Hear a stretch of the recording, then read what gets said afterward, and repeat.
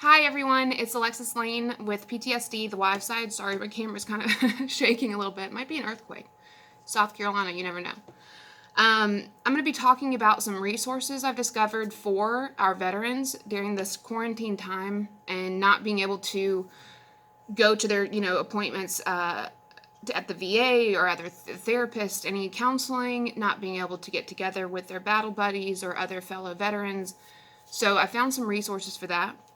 I also am doing a follow-up video from my last video about if you have the you need to get out away safely during this time, because if your veteran is going through his cycling with PTSD and his anxiety, of course, is through the roof, depression, all of that, anger, I have amazing resources that I can give you all, and also some more tips and just ideas of what to do, and always have plan A and plan B.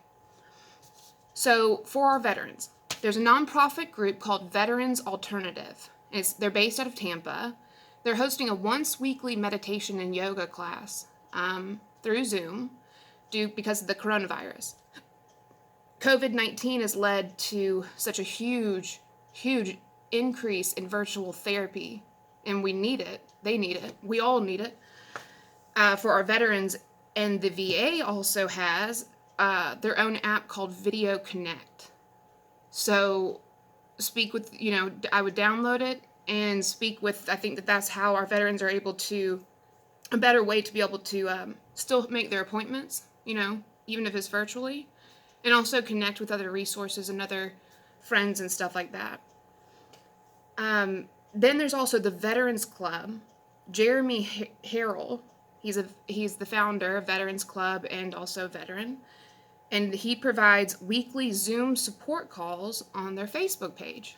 So look those up. Veterans Alternative, the VA's app, Video Connect, and Jeremy Harrell, his is called Veterans Club on Facebook, and so they have Zoom support calls and stuff like that for the veterans if they are feeling anxious and all of that stuff. Then let's move on to the next one. The Journal of Military Veteran and Family Health released an article recently about COVID-19 and isolation. They discussed how mandated quarantine orders have caused such a huge increase in concern, about our veterans with PTSD because they're being made to stay at home with their families. So they're not able to easily leave, right? They get angry, just pissed off, whatever. Hopefully, majority of the time, that they might just leave, or you might leave. But now you can't. A lot of states aren't even allowing you to go outside.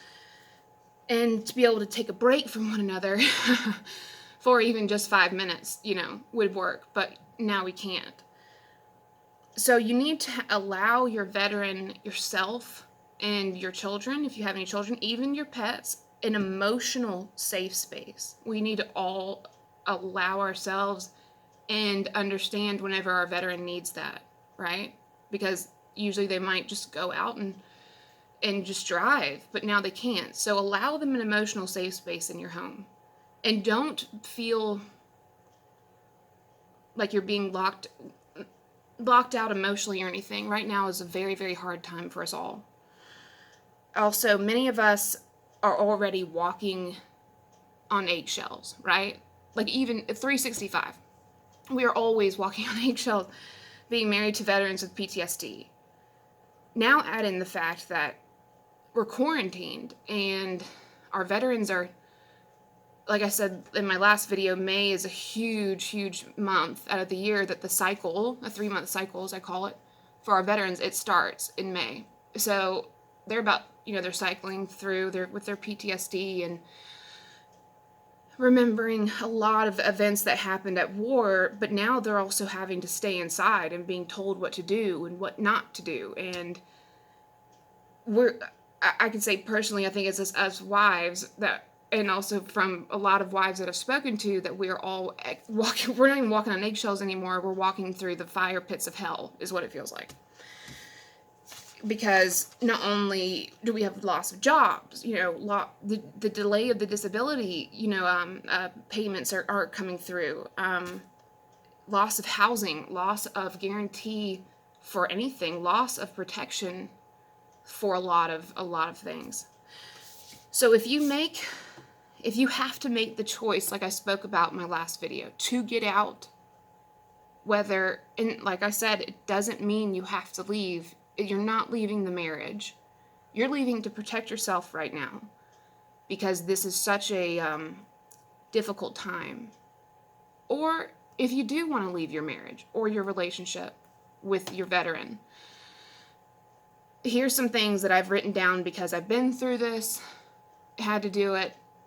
It works. I didn't have to do a lot of these, thankfully, but I know a lot of women that have.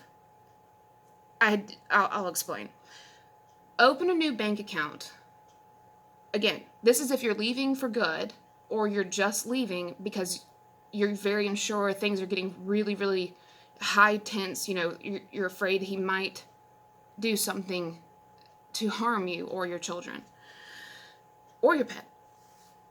Open a new bank account with a new bank, okay? Make sure the bank statements are online only, that they do not come to the house, and make sure that they are sent, that you open a bank account with a new email address that you come up with, an email address that's not linked to your phone, okay? Link it if you do what I said in my last video. It's very, very, very smart to have a backup phone. If you do that, have your bank account, it could be linked to that backup phone, but not your main phone that your vet might have access to. Do a spring cleaning of yours, and if you have children, of their clothes as well. So if your veteran comes home and all of a sudden he sees that you are going through all of your clothes and putting them into a trash bag, or maybe like a really big plastic bin, and all the kids' clothes too, and he asks what's going on, just say, oh, these are so old. I'm getting them ready together. I'm going to donate them to a place that needs the clothing. Sorry. They'll likely not suspect that is actually your go bag, right?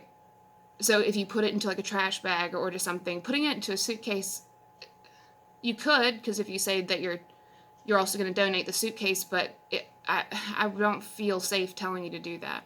I'd rather you put them into trash bags or like big plastic bins, like I said. And if he says what's going on, and then put it in your car. Or if you only have one car, you share a car, or if you haven't gotten that spare key for your car made yet, which you really need to do, then put it somewhere outside the house. I live in a second-story condo, so I can't do that, or put it somewhere that you can easily access it whenever you do need to go. Your backup phone should have a new SIM card and should be completely charged. And great places to hide these items can be at the bottom of a flower vase with fake flowers. I have one up there. It's just a big, black, beautiful crystal flower vase, and there's fake flowers, and I've had to hide so many things in there for whenever I needed to get out. You can also hide things under the sole of a shoe, like, say, your new bank card and all that stuff. The spare key, you can put it there. If you don't wear the shoes, put your phone, the backup phone.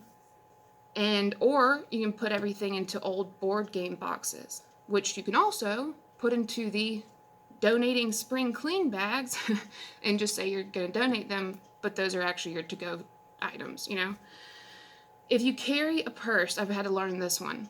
Have a backup purse. You know how many times I've had it snatched and ripped out of my arms and hands, and I was locked out of the house and everything is in my purse? Have a backup purse with the things that you need. If you take daily or necessary medications, also have this happen. If you can, try and store extra doses of those medications in your backup purse, with your backup phone, with the backup key, with your new bank account. Store them all there. Put them in the go bag of your spring cleaning donating bag. and make sure that he does not know about it. Make sure, just because if he does steal your medication because he's being vindictive and just evil at that moment, if you want me to use that word, or I'll use it, then he'll take your meds because he knows that you need them. So you'll have to come back. During this time with the virus, the majority of the states being shut down, going to a women's shelter, if you do have to leave, whether you're leaving for good or for just a temporary moment, it's likely not an actual option because the majority of the states are shut down. I don't see how that they would be open. They may be, but if they are, I think that then they're at the full capacity because domestic violence has risen astronomically during this time. But this is what you can do. They're called FAP, Family Advocate Program. It's through the Department of Defense, so the D.O.D. actually funds it. I'll have in the description below all this information I'm saying. So it's 1-800-342-9647 or visit militaryonesource.mil. You get confidential information about domestic and violent resources available for you and your family immediately. The D.O.D. does have emergency relief and transitional funds set aside just for us, for the spouses and the families who need to escape their abusive veterans. And they will also be able to, the Family Advocate Program will be able to assist you in getting these funds. And the last one is HH6, Healing Household 6. It's an amazing resource for spouses, families, and caregivers that are needing to get out of an abusive relationship with their veteran. And you can contact them at www.healinghousehold6.org. And I just visited their Facebook page today, and it's a very, very helpful site. And they'll be able to help you get out safely and have a plan and get away, like I said, even if it's just for a little bit, because things happen and you don't want to have to regret it later for not getting out.